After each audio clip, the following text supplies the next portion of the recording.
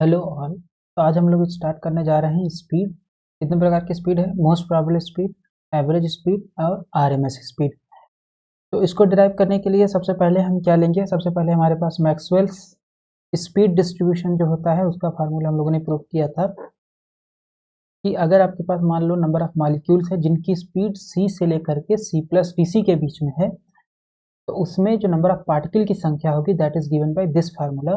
तो D N is equal to 4 pi N क्या है? Total number of gas molecules. Mu क्या है? सिंगल गैस मॉलिक्यूल का मास अपॉन 2 पाई के टी। टेम्परेचर टी अगर है गैस का, to the power 3/2 E to the power minus mu C square upon 2 K T C square D C. C क्या है? Speed है। म्यू क्या है? मास है। तो अगर हम इसको इंटीग्रेट कर दें, ये डी एन को अगर हम इंटीग्रेट करें, कहाँ से कहाँ तक? स्पीड के टर्म में है ये। तो अगर जीरो से इन्फाइनाइट तक इंटीग्रेट करेंगे तो हमें क्या मिलेगा? Total number of gas molecules मिलेगा। ठीक है। तो अगर इसको हम प्लॉट करें D N by D C, D N by D C हो गया वाई एक्सिस पे और सी यहाँ पे हो गया स्पीड एक्स एक्सिस पे। तो ये किस तरीके से प्लॉट होगा? क्योंकि ये टेम्परेचर के ऊपर डिपेंड कर रहा है। तो लेट से 73 केल्विन पे अगर हम प्लॉट करेंगे तो कुछ इस तरीके से होगा। एक पॉइंट पे पीक रहेगा, फिर उसके बाद ऐसे जीरो हो जाएगा। फिर अगर 273 पे प्लॉट करेंगे तो ये इस तरीके से जाएगा। इससे क्या पता चल रहा है? इसको प्लॉट करने से हमें ये पता चल रहा है कि हायर टेम्परेचर पे जो आपका ग्राफ होगा उसका पीक नीचे की तरफ आएगा, मतलब डिक्रीज करेगा। लोअर टेम्परेचर पे पीक ऊपर की तरफ, हायर टेम्परेचर पे पीक नीचे की तरफ।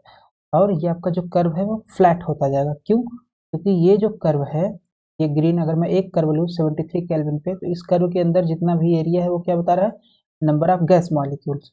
राइट, इंटीग्रेट कर दोगे तो ये नंबर ऑफ गैस मॉलिक्यूल्स बताएगा। तो यहाँ पे अगर हम जीरो से इन्फाइनाइट इसको इंटीग्रेट करेंगे तो ये भी क्या बताएगा? Number of gas molecules. लेकिन गैस मॉलिक्यूल्स जो होंगे, नंबर ऑफ गैस मॉलिक्यूल्स वो किसी भी गैस में कांस्टेंट होंगे।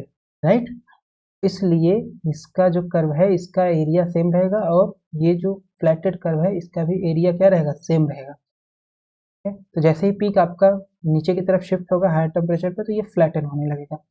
तो सबसे पहले हम लोग कैलकुलेट करना चाहते हैं इसमें से मोस्ट प्रोबेबल स्पीड। तो मोस्ट प्रोबेबल स्पीड कौन सी स्पीड होती है? जिस स्पीड पे D N by D C, तो डी सी से डिवाइड कर देंगे तो ये हमें एक फ्रैक्शन मिलेगा। So D N by D C जिस स्पीड पे, क्योंकि एक्स एक्सिस पे स्पीड है, तो जिस स्पीड पे ये मैक्सिमम होगा, इस पीक का मान जिस स्पीड पे मैक्सिमम होगा उसे ही बोला जाता है मोस्ट प्रोबेबल स्पीड। और ये है आपका मोस्ट प्रोबेबल स्पीड दूसरे वाले कर्व के लिए। तो कैसे निकालेंगे? किसी फंक्शन का मैक्सिमम मिनिमम निकालने के लिए हम क्या यूज करते हैं? उस फंक्शन का डिफ्रेंसिएशन। ठीक है, और उसका फर्स्ट डिफ्रेंसिएशन जीरो होना चाहिए। तो मान लेते हैं कि ये जो फंक्शन हमारे पास है डी एन है, का D N by D C कर लेते हैं अगर यहाँ से, तो D N by D C जो आएगा या डी एन ही ले लेते हैं क्योंकि D C is just a constant, it doesn't matter. तो आपके पास आ जाएगा डी एन।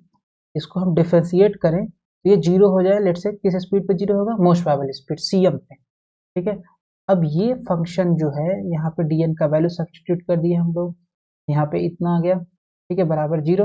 और ये कितने पे चल रहा है? C is equal to C maximum. ये यहाँ पे है C is equal to C maximum, C बराबर सी मैक्सिमम को लास्ट में रखना पड़ेगा।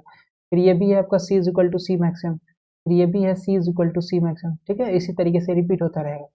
तो अब यहाँ पे जो ये है ये आपका क्या है? Differentiation with respect to speed. तो 4 पाई एन कॉन्स्टेंट है, ये भी कॉन्स्टेंट है, तो इसका मतलब डिफ्रेंसिएशन किस में जाएगा? D C is just a number, तो डिफ्रेंसिएशन हो जाएगा केवल इस टर्म का और इस टर्म का। C square E to the power minus mu C square upon 2 K T, केवल इसका डिफ्रेंसिएशन होगा। और डिफ्रेंसिएशन करने के बाद आपको रखना पड़ेगा speed c is equal to C M. ठीक है। तो अब ये कांस्टेंट है, ये तो जीरो हो नहीं सकता है, तो इसका मतलब ये डिफ्रेंसिएशन जीरो होगा, ये डिफ्रेंसिएशन जीरो होगा, ये नॉन जीरो होगा।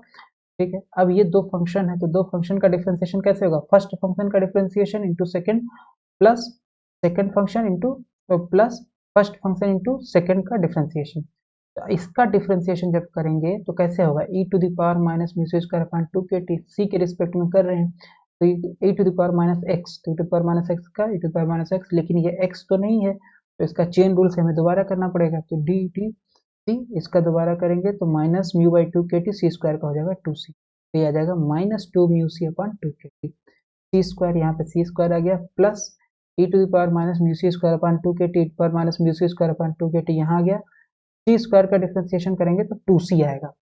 ठीक है, और ये पूरे डिफ्रेंसिएशन में हम लोग c is equal to C M substitute करेंगे। तो यहाँ पे हमारे पास आ गया तो थोड़ा सा कॉमन ले लेंगे, यहाँ से रीअरेंज कर लेंगे टर्म। तो यहाँ से कॉमन क्या आएगा, यहाँ से कॉमन हम लोगों ने लिया है इसमें 2c e to the power minus mu C square upon 2kt। तो 2c ये पूरा टर्म कॉमन ले लेंगे, तो ये पूरा टर्म कॉमन लेंगे तो यहाँ से ये जाएगा और यहाँ से 2c चला जाएगा, तो ये आ जाएगा माइनस म्यू सी स्क्वायर अपॉन 2kt। तो दिस इज 2c पूरा कॉमन हो गया, e to the power minus mu C square upon 2kt common हो गया, तो ये बचा minus mu C square upon 2kt plus 1 is equal to 0। अब ये टर्म जीरो होना नहीं है, तो एटलीस्ट ये टर्म जीरो होगा, तो इनमें से कोई एक टर्म जीरो होगा या दोनों टर्म जीरो होगा, तो ये वाला टर्म जीरो होगा, तो यहाँ पे हमारे पास आ जाएगा minus mu C square 2kt plus 1 is equal to 0।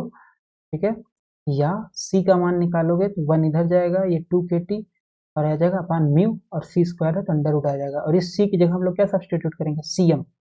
यही स्पीड जो है अंडर रूट 2kt अपान म्यू, यहाँ पे t टेम्परेचर है गैस का, k बोल्ट्जमान कांस्टेंट है, और म्यू क्या है, सिंगल गैस मॉलिक्यूल का मास। ठीक है, तो अगर हमें इसको लिखना है मॉलिक्यूलर मास और गैस कांस्टेंट के टर्म में, तो मॉलिक्यूलर मास होता है m is equal to mu into A, mass of single gas molecule multiplied by Avogadro number, और k क्या होता है r बाई ए। अगर हम इसमें कहाँ गया 2kt, ठीक है, तो a से ऊपर नीचे मल्टीप्लाई कर दें तो ये ka हो जाएगा, उसकी जगह हम r रख देंगे, म्यू a जो हो जाएगा उसकी जगह हम कैपिटल M रख देंगे। तो यहाँ से हमारे पास आ गया under root 2kt upon mu is equal to under root 2rt upon capital M। तो हम चाहे तो कैपिटल R के टर्म में लिख लें, चाहे तो k के टर्म में लिख सकते हैं, तो दोनों के टर्म में हम लिख सकते हैं, बट जो मोस्ट पॉपुलर फार्मूला होता है वो होता है r के term, under root 2rt upon capital M। फिर हमारे पास है एवरेज स्पीड। एवरेज स्पीड कैसे निकालेंगे, एवरेज स्पीड निकालने के लिए सबसे पहले हमें करना क्या पड़ेगा, टोटल नंबर ऑफ पार्टिकल से डिवाइड कर, जैसे हम एवरेज निकालते हैं तो टोटल नंबर ऑफ पार्टिकल से डिवाइड, c स्पीड है dnc। ठीक है, इंटीग्रेट कर देंगे c को किसके ऊपर, dn के ऊपर, number of particle having speed c से लेकर के c प्लस dc, तो 1 अपॉन n। dn का फार्मूला हमारे पास पहले से है, speed distribution, Maxwell speed distribution, ये इसका सब्सटीट्यूट करेंगे, तो जैसे ही सब्सटीट्यूट करेंगे तो ये आ जाएगा c cube e to the power minus mu C square 2kt to C cube, तो ये आ जाएगा। तो यहाँ से हम इसको पूरा कॉमन ले लेंगे, 1 अपॉन n कॉमन हो गया, 4 पाई n कॉमन हो गया, mu by 2 pi kt to the power 3/2 common हो गया, dn का मान रखते पे तो यहाँ बचेगा c, और यहाँ आता है c स्क्वायर, dn में c स्क्वायर है, e to the power minus mu C square upon 2kt, तो c स्क्वायर, तो c स्क्वायर c क्यूब हो जाएगा, और ये आ जाएगा एक्सपोनेंशियल टर्म।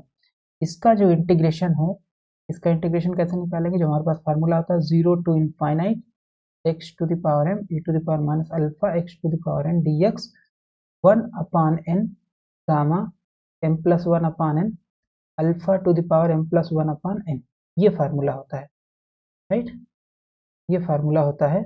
ये हम लोगों ने फार्मूला मैक्सवेल्स डिस्ट्रीब्यूशन पढ़ रहे थे तो वहाँ हमने निकाला हुआ था इस तरीके से फार्मूला यूज करके इंटीग्रेशन का मान। तो इस इंटीग्रेशन का मान निकालेंगे तो यहाँ से आ जाएगा n कितना है, यहाँ पे 3 है, x to the power n, तो अगर x है तो यहाँ पे c है x, तो m है आपके पास 3, n है 2, राइट, तो 1 अपॉन n, तो 1 अपॉन 2, अब यहाँ पे m प्लस 1 अपॉन 2, तो m प्लस 1 की जगह हो जाएगा, m है कितना यहाँ पे c टू द पावर 3, तो 3 प्लस 1 दैट इज 4/2, और हो जाएगा म्यू 2kt, म्यू 2kt क्यों, क्योंकि अल्फा जो है यहाँ से अगर मैं कंपेयर करूँ तो ये हो जाएगा म्यू बाई 2kt, अल्फा हो जाएगा, mu by 2kt to the power m plus 1 करोगे तो फिर से 4 अपॉन 2 आ जाएगा। ठीक है, n से n कैंसिल, तो this is 4 pi mu by 2 pi kt to the power 3/2 1/2, और ये आ जाएगा गामा 2, गामा 2 का मान हो जाएगा 1, और ये 2kt ऊपर चला जाएगा अपॉन म्यू, 2 से 2 कैंसिल हो जाएगा, तो यहाँ 2 बचेगा, तो that is 2kt upon mu का स्क्वायर।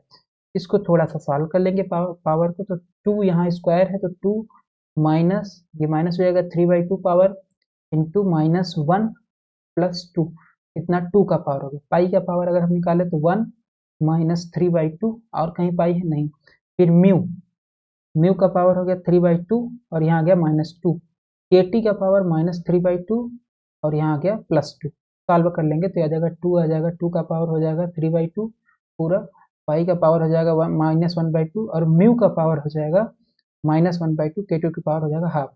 तो अंडर रूट के टर्म में अगर लिखना हो तो ये आ जाएगा आपका 2 क्यूब, तो 2 क्यूब हो जाएगा 2 cube power 1/2 that is 8 kt upon pi mu, तो 8 kt अपॉन पाई म्यू, या इसको हम लिख सकते हैं 8 rt अपॉन पाई m, जैसे हमने यहाँ पे रखा, इसकी वैल्यू सब्स्टिट्यूट करके k बराबर r बाई ए और म्यू बराबर कैपिटल M बाई ए। यहाँ सब्सटीट्यूट करके हमारे पास आ जाएगा एवरेज स्पीड √8 RT/πm। ठीक है, एवरेज स्पीड भी हम लोगों ने निकाल लिया, मोस्ट प्रोबेबल स्पीड भी निकाल लिया। अब हमारे पास बचता है केवल और केवल आरएमएस स्पीड। तो आरएमएस स्पीड कैसे निकालेंगे, या इसको बोलते हैं रूट मीन स्क्वायर स्पीड। कैसे निकालेंगे, तो जैसे हमारे पास था सी का एवरेज जब निकाल रहे थे हम लोग, तो 1/n integration from 0 to infinite C dn। तो सी को इंटीग्रेट कर देंगे dn के ऊपर, और यहाँ टोटल नंबर ऑफ मॉलिक्यूल से डिवाइड कर देंगे। तो यहाँ पे सी स्क्वायर है, तो यहाँ पे सी स्क्वायर है, तो यहाँ पे भी सी स्क्वायर हो जाएगा। इसी तरह सी क्यूब का एवरेज निकालना होता तो यहाँ सी क्यूब हो जाता।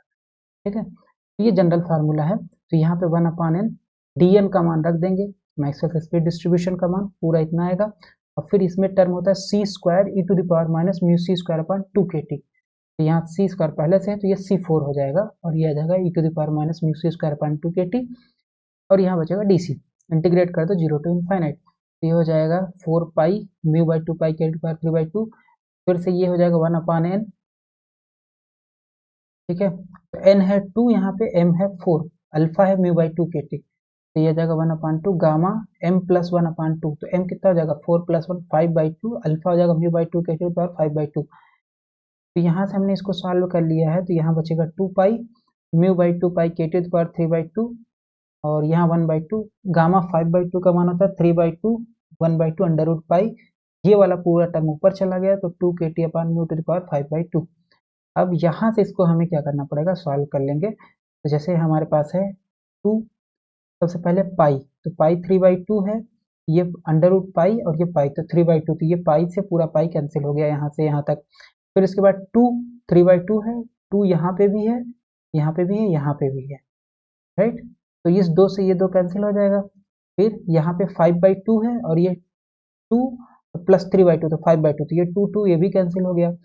फिर यहाँ kt बचा, म्यू बचा, और ये 3 बचा, तो ये आ जाएगा 3kt। 5/2 में से 3/2 का कैंसिल हुआ तो कितना बचेगा, 5/2 में से 3/2 गया तो बचेगा आपका 1। तो ये 3kt अपॉन म्यू आ जाएगा इसका पूरा मान। तो सी स्क्वायर एवरेज का मान आ गया 3kt अपॉन म्यू। तो सी RMS जो होता है वो होता है अंडर रूट, इसका अंडर रूट सी स्क्वायर का जो एवरेज निकालोगे उसका अंडर रूट, उसका अंडर रूट हमारे पास आ गया। का अंडर रूट ले लेंगे तो हमारे पास वही RMS स्पीड हो जाएगा under root 3kt upon mu. और इसको अगर R और कैपिटल M के टर्म में लिखना तो under root 3RT upon capital M आ जाएगा। अब इसमें से सबसे ज़्यादा स्पीड जो नंबर ऑफ मॉलिक्यूल्स के पास होती है वो कौन सी है, जो ज़्यादा नंबर ऑफ मॉलिक्यूल्स के पास स्पीड होती है वो होती है कौन सी, मोस्ट प्रोबेबल स्पीड। ठीक है, और अगर हमें निकालना है कि किस स्पीड का मान ज़्यादा है, तो किस स्पीड का मान ज़्यादा है ये निकालने के लिए, जैसे हमारे पास है कौन सा RMS स्पीड है, सबसे पहले हमने निकाला, तो ये मोस्ट प्रोबेबल निकाला था। मोस्ट प्रोबेबल कितना था, under root 8RT upon pi M, under root 8RT upon pi M. एक मिनट देख लेते हैं, तो हमारे पास है सो मोस्ट प्रोबेबल स्पीड है under root 2RT upon M. ठीक है, तो मोस्ट प्रोबेबल है अंडर रूट 2RT, तो अंडर रूट 2 अगर हम बाहर निकाल लें तो बचेगा यहाँ पे under root RT upon M. ठीक है, तो अंडर रूट 2 का मान 1.41 होता है।